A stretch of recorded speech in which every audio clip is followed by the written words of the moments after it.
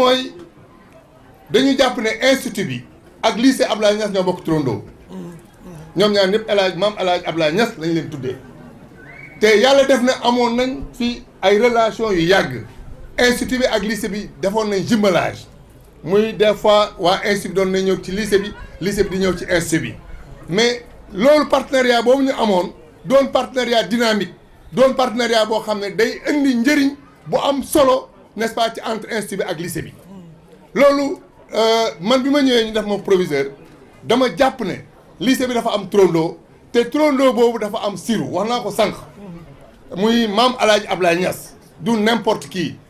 kilifa la boo xam ne buñ ko tuddee école boobu war na mun a doxin boo xam ne day wundu ki ñu ko tuddee. bi tax par exemple ñuy xalaat tey di nouer ay partenariat ak ay organismes yu mel ni institut bi pour que effectivement lycée bi ubbeeku lycée bu ubbeekoo lañ fay def nit ñi war nañ ko mën a xam actuellement te lañ fay def lépp njëriñ la pour ay doomu aadama njëriñ la pour xale yi njëriñ la pour jigéen ñi d'autant plus que ñun suñu ay autorités président de la république suñu ministre n'est-ce pas de tutelle monsieur Dame Diop li ñu wax actuellement tey mooy employabilité et emploi des jeunes te yaakaar nañ lycée Abdoulaye Niass c'est un bras n'est-ce pas du ministère qui doit travailler n'est-ce pas à développer l'employabilité et l'emploi des jeunes c'est la raison pour laquelle yaakaar naa ne convention bi ñu waaj signé c'est pour li koy wund lépp mooy lépp luy jëmal ndaw yi kanam lépp luy mën a jox ndaw yi métier lépp loo xam ne dina mën a permettre ndaw yi ñu am liggéey am n'est-ce pas li nga xam ne dinañ ci war a sukkandiku pour mën a am ay ressources yoo xam ne dina leen mën a permettre ñu développer donc loolu mooy beneen raison bi nga xam ne jàpp nañ ne moo war a tax tey ñu signé convention cadre bi war a lier le lycée technique El Hadj Abdoulaye Niass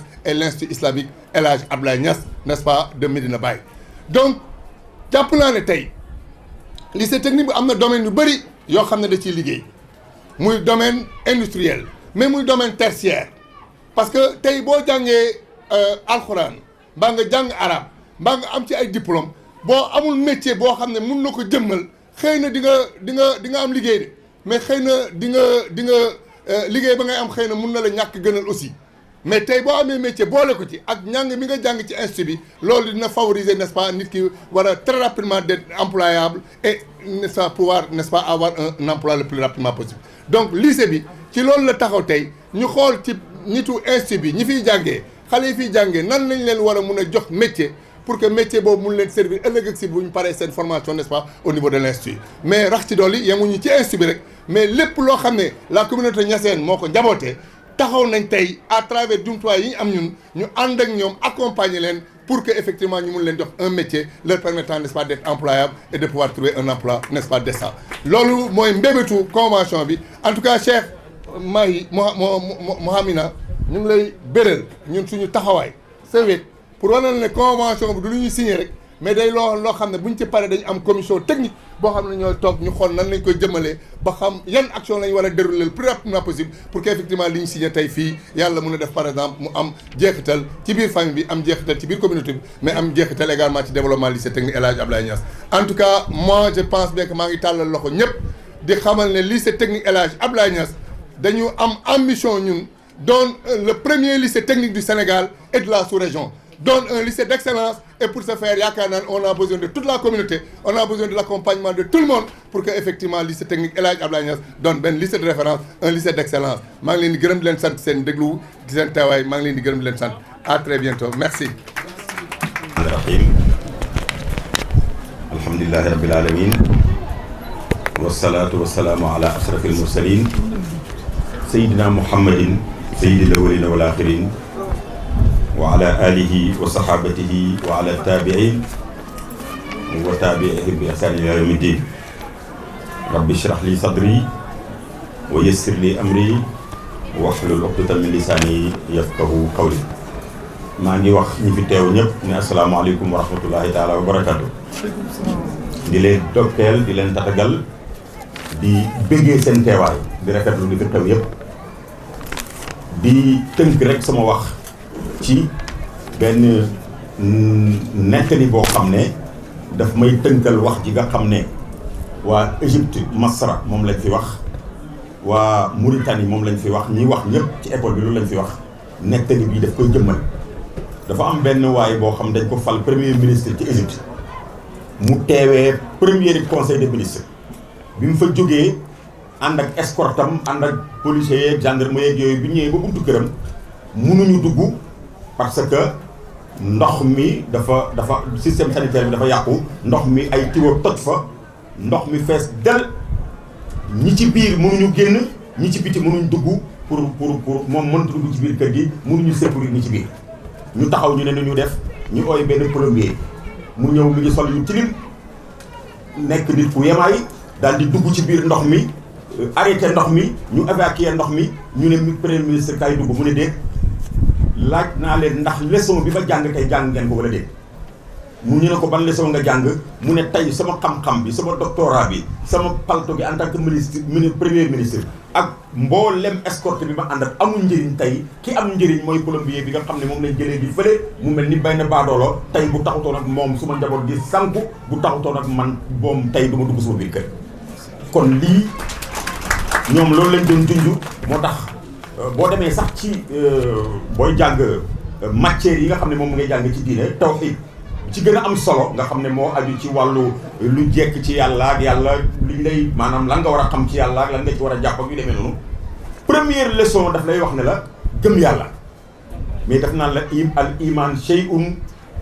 ya'taqiduhu qalbu wa yantiqu bihi lisaan wa ya'malu bihi jawaarih mu ne gëm yàlla mooy loo xam ne xol bi daf koy fas làmmiñ yi di ko wax cër yi di ko jëfee kon jëf ñëw na moo tax égyptien bi wax léegi ne amut lu gën a am solo nga boole gëm yàlla ak jëf parce que yàlla dafay wax ci alquran yaa alladina amanu wa amilu saalihaat heure bu waxee ñi gëm yàlla rek daf ci teg ñi gëm ñi jëf-jëf du baax kon mu wane ne comme école bi ñu ngi ciy jàng di ci jàng affaire mbay di fi jàng affaire mécanique di fi jàng affaire solaire di fi jàng lu nekk ci théorie yéen su ngeen ñëwutoon complété ko kon jàng moomu daanaka du am njëriñ kon loolu mooy li nga xam ne moom laa doon tënk ci li nga xam ne moom lañ fi wax di sant yàlla bu baax di gërëm nag délégation yi fi teew tey da ngeen may baal rek ma commencé ci monsieur l'inspecteur. Pourquoi? Parce que comme moo ñu gën a jege bàyyi daf ñu doon wax ne jubóog sa gouverneur moo gën jubóog sa ministre jubóog sa ministre moo gën jubóog sa président loolu la ñu jàngale. comme nag monsieur l'inspecteur moo gën a sës ci ñun ndax moom moo ilif njàngale mi te mosumaa gis xew-xew bu am ci wàllu njàngale mu xat wala mu métti ba ñëwut kon kooku mention spéciale monsieur Badiane ku gëm li muy def la ku ko bugg la te ñun maanaam duñ wax duñ sànni kenn xeer waaye nag duñ sànni kenn fleur yoo xam ne mérité wu ko yu tamit maa ngi gërëm bu baax maa ngi rafetlu bu baax di dal xel bu baax ci ki nga xam ne moo fi représenté Bengelloune muy conseil départemental loolu dama ciy bëgg lool xam nga lu tax gouverneur sax président koy fal am na ñoo xam dañ leen di fal dañ leen di nommé ñun loolu mënuñ ci dara waaye conseil départemental moom ñun ñoo leen di wateel lu tax ñu di leen di wateel waxuma wateel leen waaye campagnal leen yaakaar ne danañ ñu gungee kenn ku nekk ca la secteur ba nga nekk kon tey ñëw gi ngeen ñëw te installé yéen a ngi soog a installé ak wax ji ngeen fi wax wane na ne ñun liñ leen doon wateel rek liñ doon campagne jar na ko waaye nag loolu gannaaw loolu maa ngi gërëm partenaires yi fi nekk yëpp waaye nag tey moom da ngeen ma baal rek ma bàyyi woon naa sànni xeer waaye danaa sànni xeer tuuti parce que vraiment xaw ma sànni xeer la tuuti xaw ma man doon naa bugg lool ñu fàttaliku leen monsieur le président de la république wax dëgg yàlla arabisants yi moom amee nañ ko njukkal parce que am na avancé yu ñu am bu njëkk ba suñu bac yi amutoon benn njëriñ mu def ko léegi bac national ñëpp état bi di ko organiser mu ñu reconnaître ko loolu ci jamonoom la xewee bëgg-bëggam la am na loolu nag dama ci profité wax ne ñi nga xam ne comme président foofu la jëm foofu la joxoñ ñi nga xam ne ñoom ñoo fi représenté président bugg-bugg président boobu ak loolu mu joxoñ war nañ cee wane ñoom i tamit seeni fulla ak seen fayda tax na ba lii ñuy def nii oustaz dafa wax léegi ne école bi am na ñaari junney élève bi école bi mu ngi ci ñetti junney élève ak nanga parce que daf cee génnee ñi nekk ci franco bi ak ñi nekk ci garderie bi ak ñi nekk ci nanga mais boo ko boolee dafay ëpp ñetti junney élève daanaka ñaari junne yëpp ay sénégalais lañ wala ñaari junne ak juróomi téeméer ay sénégalais lañ ñooñu bu ñu leen bàyyi woon ci mbedd mi ñuy taxawaalu nekkee ay agresseur wala nekk ñoo xam ne nii amuñ benn njëriñ lan mooy xew ci réew mi ñu téye leen fii téye gi ñu leen di téye diggante 8 heures ba 2 heures rek liggéey dimbale na police bi ci circulation bu jaxasoo karab ak yooyu yëpp nu mu tuddati mais dañ leen di jàngal bañ am xam-xam ñu def ci ñoom gëm yàlla def ci ñoom dal ak def ci ñoom gëm seen réew te loolu état la waroon loolu suñ koy def yaakaar naa ne gouverneur kenn waru ko fi woon a njëkk wala représentant waroon na fay ñëw te loolu man dama koy waxuma ko pour xas kenn mais damay wax li ma yëg dégg nga de waaye yaakaar naa ne mairie bi tamit nga xam ne moom it ci ñi nga xam ne ñun ñoo leen wateel ñooñu tamit dëgg-dëgg man yaakaar naa ne lu mel nii ak lu métti seen représentant waroon na fay ñëw waaw te nag ñi nga xam ne ñun ñoo leen wateel dégg nga campagnal leen vraiment war nañ ñoo wan lu dal suñu xel bañ xam ne ñun bañ leen di campagne lu leen ngir xaalis mais campagne lu leen ngir gëm leen mais dañ leen a campagnal parce que dañoo jàpp ne réew mi dafa war a changer. ma tëjee ko nag monsieur Alassane Djigo yow moom dama lay bàyyee ak yàlla rek léegi égyptien bi doon wax léegi dafa commencé waxam ci ñaan ay ñaan yoo xam ne ñun ci yàlla Ibrahima moo ko ñaanoon ca Makka ba mu sampee Kaaba gi ak yeneen ñaan yoo xam ne ay yonent ñoo ko ñaanoon mu ne sampu Kaaba dafa mel ni dafa xaw a méngale sampu Kaaba gi tabax ko ba mu pare ak convention bi ñu signé nii keroog ba Kaaba gi pare ñaan nga si yonent yàlla Ibrahima ñaanoon moom tey moom la ñu ñaanal gannaaw bu ñu signé suñ convention bi loolu muy wax ju am solo ju symbolique boo xam ne dafa am lu muy wane. waaye ñi nga xam ne ñoo nekk ci yeneen écoles yi école imam école yeneen yi fi nekk yëpp Azhar ak ñëpp ñu ngi dalal seen xel war leen ne lii nii jëmul rek ci école bi mahad bi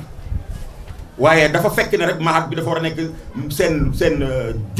jottalikukaay mu am ku muy waxat pour kooku di wax ak ñeneen ñi waaye lépp lu jëm ci loolu école yëpp lañ ko ubbil ku ci am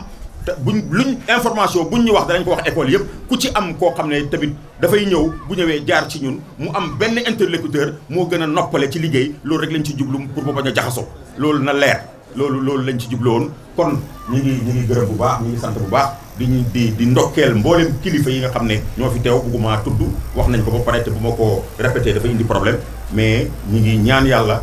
comme ni ko mu jàngalekat yi Égypte bi waxee bañ tabaxee Kaaba gi ba pare yonent Yàlla Ibrahima ñaan ne tabax Kaaba gii te comme dañ koo tabax pour ñu agsi ko dañ koo tabax pour mu dund dañ koo tabax pour mu màgg pour àddina bi yëpp di ko ñëwal ñaan googu mu ñaanoon moom la ñaanal suñ convention bii mu nekk buntu bu ubbeeku boo xam ne Sénégal yi yëpp dinañ ci jëriñu doomi Kaolack yëpp dinañ ci jëriñu wasalaamaaleykum wa rahmatulahi taala wa barakatu. Et le projet du lycée technique et commercial Abdoulaye Niass. Nous sommes en phase avec vous. Le ministère de l'Éducation nationale que nous représentons ici est parfaitement en phase avec vous. Je pense qu'en le faisant, vous ne faites qu'aider l'État du Sénégal. C'est ça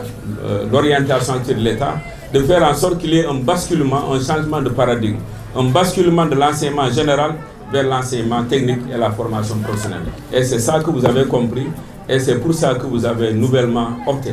En tout cas, nous saluons cette vision, qui est une vision qui est pragmatique. L'Institut islamique, c'est une école comme tous les lycées que nous avons au Sénégal. La dimension formation professionnelle, la dimension savoir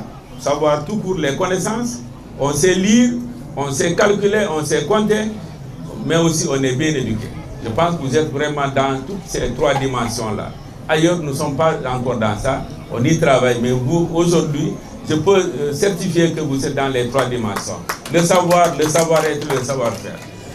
En tout cas, nous vous encourageons à aller dans cette direction, c'est ça la bonne voie. Sinon, autrement, on va droit vers le mur. En tout cas, merci beaucoup, merci.